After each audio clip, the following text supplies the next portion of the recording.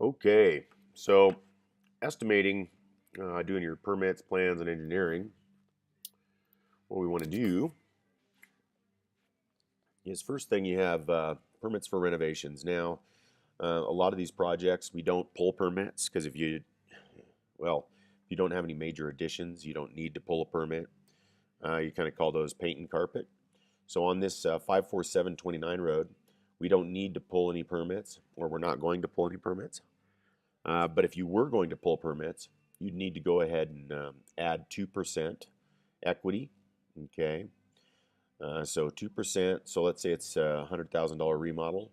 It's going to be about $2,000 for the fee, and then about $50 for an application fee, or what's called a review fee. But what you want to do is go ahead and go into the building department where these projects are. So in this case, it would be the Grand Junction Building Department, and look at their application fees and their permit fees. And you can go ahead and look that up online and do your thing. Now for engineering, it's about $500 per item. So if you have a dormer, like we did on Davis Court, that's $500, right? If you have another egress window, it's basically $500 per item, okay? So we had a chase with a roof, a new lid, a new roof.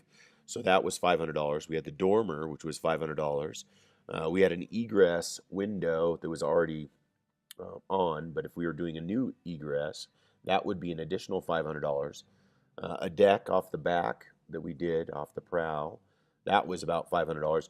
So you just take your engineering into consideration. Each item is about $500. If you budget for that, you should be safe. Now for CAD, it's basically $100 per page. As Gil knows, right? It's about 10 to 20 hours to draw out a set of plans per page or so. So if you budget $100 per page, you should be okay. And then design, we bill out design at 5% of the improvements. So if it's a $100,000 remodel in a $500,000 home, it would be 5% of the $100,000.